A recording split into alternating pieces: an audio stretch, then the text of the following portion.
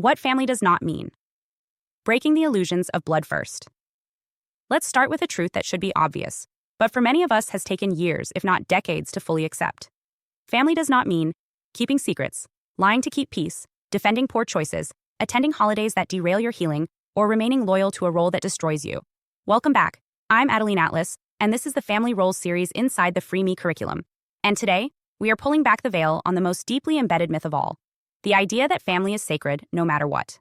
That blood is a bond. That biology is destiny. That abuse wrapped in tradition should still be honored because it came from someone who shares your DNA. But let me be clear from the start. Just because someone helped bring you into this world does not mean they were equipped to hold your soul. Just because you share bloodlines doesn't mean you share loyalty. And just because someone calls themselves your family doesn't mean they've ever actually treated you like one. If that truth feels like a relief, this video is for you. If that truth feels like a betrayal, this video is especially for you.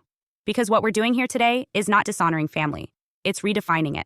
And if you've ever been guilted into staying silent, staying small, or staying present in a room that damaged your spirit, then you already know this isn't a topic. It's a lifeline.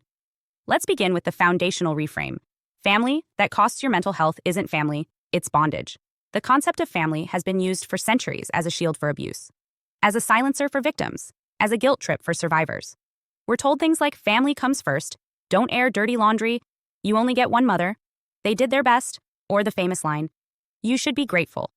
Grateful for what? For being neglected? For being gaslit? For being forced to suppress your truth so someone else could maintain their illusion of control?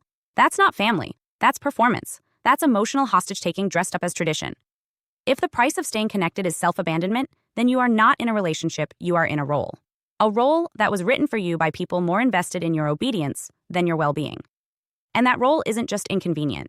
It's deadly to your spirit. Because roles, when enforced through guilt and emotional blackmail, become internal prisons that are hard to escape even when you physically left the environment. So let's break down what family does not mean. Family does not mean sacrificing your mental health to make someone else comfortable. You do not owe anyone your peace.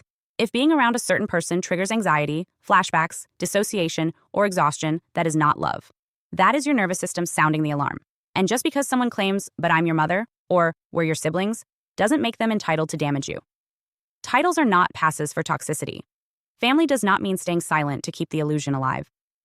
The lie that you must stay quiet, for the sake of the family, is a tactic used to protect the abuser, not the victim. If someone says, don't talk about that, or you're making us look bad, what they're really saying is, your healing is inconvenient. And when your healing becomes a threat to the group image, you are not in a family, you're in a cult. A family protects the individual. A toxic system protects the lie. Family does not mean defending poor choices because of shared blood. You are not disloyal for calling out dysfunction. You are not heartless for protecting yourself from manipulation. You are not betraying your lineage by breaking the patterns they refuse to face. In fact, your refusal to defend toxic behavior is evidence that you are the one trying to honor the family by refusing to pass the wound forward. Family does not mean showing up to holidays, birthdays, or funerals just because it's expected. Let's talk about it. These events are often ritual reinforcers. They are calendar-locked opportunities to reset the performance, to make you play the role again. Show up, smile, pretend. And if you don't, you're labeled the problem. You're called selfish. You're guilted for not keeping the family together. But what if the family only holds together when truth stays buried? What if your presence at the table is the final stamp of compliance? Showing up physically should not mean disappearing spiritually. You are allowed to skip the holiday if it costs you your peace. You are allowed to grieve in private. You are allowed to say no to scripted reunions that re-traumatize you. And you are allowed to detach from ceremonial performances that pretend the wound doesn't exist. Family does not mean becoming the caretaker just because you're the most functional one. Let me say it louder for the eldest daughters, the black sheep, and the cycle breakers. Caretaking is not the same as love. Many of us were groomed to believe that we had to manage everyone's emotions, that if we were strong enough, mature enough, or spiritual enough, we could fix the family, that if we just forgave more, gave more, or stayed longer, they'd finally wake up. But you are not here to carry them. You are not the sacrificial lamb. And your value does not come from being their emotional dumping ground. Love is mutual. Love includes boundaries. Love makes room for your needs too. If the only time you're valued is when you're rescuing, fixing, or absorbing, then you are not being loved. You are being used. Family does not mean tolerating toxicity just because they're doing their best. Intentions don't cancel impact. And while yes, it's important to understand context, understanding does not require you to tolerate harm. Doing their best is not a permission slip for abuse. And your awareness of their trauma does not make your boundaries optional. You can understand why someone is broken and still refuse to let them break you. And now, the most freeing truth of all. Choosing your own tribe is not betrayal, it's divine reselection. You are allowed to redefine family. You are allowed to build a new structure. One based on presence, honesty, and mutual alignment, not guilt, performance, and silence. You are allowed to walk away from your bloodline if staying costs you your soul. You are allowed to choose people who see you, who celebrate your growth, who don't require you to wear a mask to be included. Because real chosen family isn't built on obligation. It's built on resonance. And no, it won't always be easy. Grieving the family you wanted but never had is one of the deepest forms of grief there is. But pretending you're okay to protect people who harmed you only deepens the injury. You do not heal by reenacting the wound. You heal by stepping out of the pattern, by breaking the performance, by refusing to keep playing a part that was never yours to begin with. So let's rewrite it, together. Family does not mean keeping secrets to keep the peace. Pretending others are healthy when they're not apologizing for your truth, lowering your frequency to stay in the room, carrying the shame someone else created, attending events that destroy your progress, staying loyal to cycles that crush your spirit, being the parent to your own parents, sacrificing your joy so others can stay comfortable, ignoring your intuition so the group can feel stable.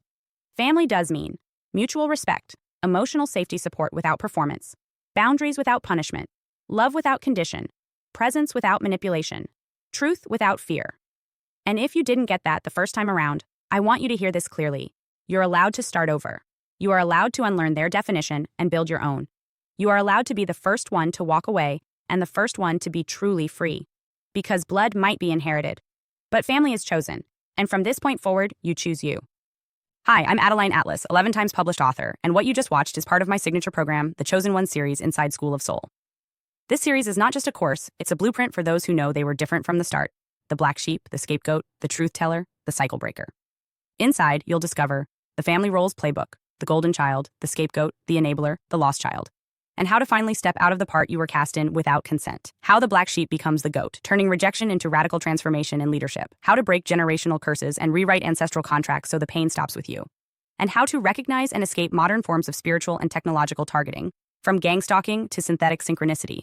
This isn't just about survival. It's about awakening, about reclaiming your voice, your lineage, and your destiny as one of the chosen ones. Click the link below to access the full series now, because the role ends the moment you decide it does, and the real script begins with you.